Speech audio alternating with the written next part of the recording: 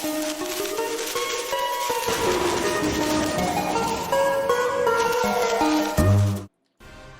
everyone, Dash Tech here. How are you doing? So, yesterday I played the Final Fantasy 16 demo, and I freaking loved it. I was already really hyped for the game, and now, like, my expectations are kind of, like, through the roof right now. That was wonderful. I couldn't be more happy with the game. I think this is going to be one of the greatest Final Fantasy stories we've had in a long, long, long time. I have really high hopes for that now. I also want to go over my impressions of Square's new CEO.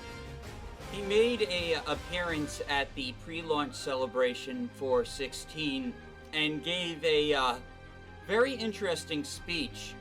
Kind of like trying to appeal to people as a fan of the franchise.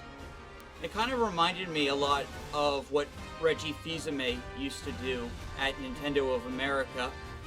Here are some of the things he said. Welcome to the stage, Square Enix President and CEO, Takashi Kiryu.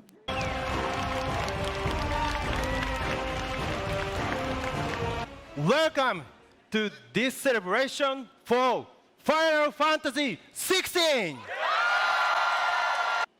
As for me, well, I'm just another fan, like you. A fan who is honored to serve as the new CEO of Square Enix.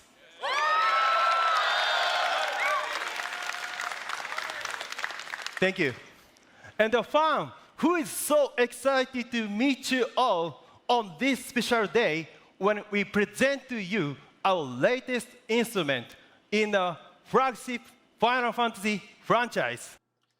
Okay, so right off the bat, we have this guy. He flies all the way to the United States to come to the pre-launch celebration, and even though it's clearly a prepared speech, it's still the purpose behind the speech is that he's trying to connect with people, not on a CEO level, but as someone who's enthusiastic about the product and about the fans. As a reward for helping my parents pick oranges, and after begging them for an early Christmas gift, and my father bought me the very first Final Fantasy.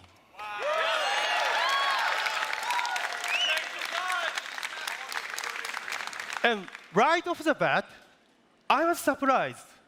No title screen, just some story text. I started to wonder if maybe my father had bought the wrong game. But I kept playing and kept playing. And eventually, I left the castle and crossed the bridge, and then screen changed.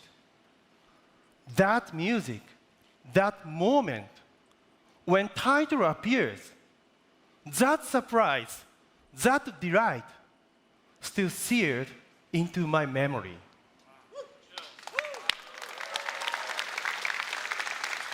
From then on, I was hooked. I was Final Fantasy fan for life.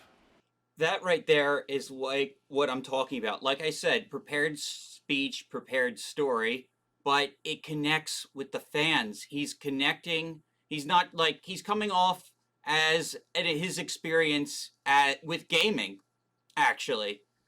That, like, you know, he got the game as a child, and now he's the CEO.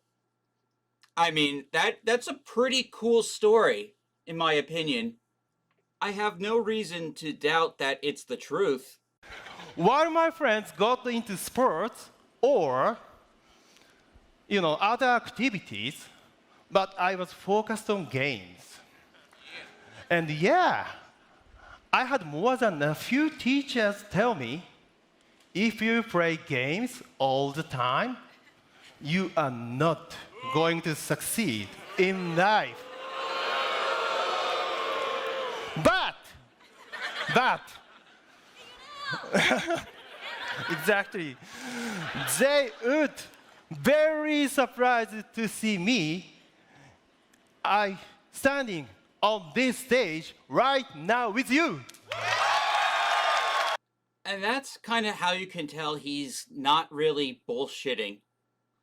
He, I mean, that thing about teachers, it's all true. I mean, we as gamers, we've all heard that, and that's relatable. He's relating to the audience, he's relating to who he's selling the product to. And this is something that I think is very, there's such a big disconnect the higher up you go in the in these corporate commands, where they just don't understand the people they're trying to sell products to. Square Enix has produced works that have changed people's lives, including my own. And it is my promise we will continue to do so. I want to craft moments and memories that stay with you for a lifetime. I want Square Enix to grow stronger and better at providing experiences that resonate with you now and forever. Thank you. Today, we present to you our latest effort to do just that. Final Fantasy 16. Now, a lot of things a lot of my subscribers worried about is bad localization and Japanese companies catering to the mythical unicorn known as the modern audience. And there have been some indications Square has been trying to go in that direction for some time. You know, the ethics department, the mistranslations on certain games. Now that the old CEO is gone, though, and we have this new guy, there might be a chance that the company might refocus its efforts on what made Square Enix such a great company in the first place, and that's making high-quality Japanese games that don't necessarily cater to the ever-changing whims of the West. In that last clip I just played for you, he talked about wanting to create experiences that stay with the player. And that means making high quality end games.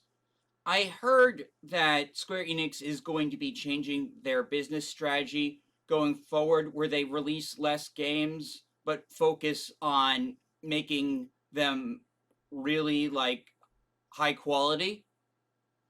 And I for one am a big fan of quality over quantity. We see what happens when you have quantity, like with the MCU, how the quality of those films has just dropped. I mean, I could be completely wrong about this guy. I used to believe like the things Phil Spencer used to tell us until he didn't deliver the games promised, show games at E3 that eventually just got canceled or never saw the light of day. And Xbox is kind of a mess right now. And even though Takashi did not oversee Square Enix as Final Fantasy 16 was being made, I have no doubt in my mind the game is going to be well received and it's going to be truly amazing. But as for future products, well, that depends on if Takashi can keep his word and if he can maybe clean up some of the bad localization that has been plaguing Square's smaller titles. Thank you all for watching this video. What do you think about Square Enix's new CEO? Do you think I'm being naive? Let me know in the comments below. And thank you for watching this video. Please also remember to like and subscribe. We're aiming for 1,000 before September. Thank you so much. Have a wonderful day.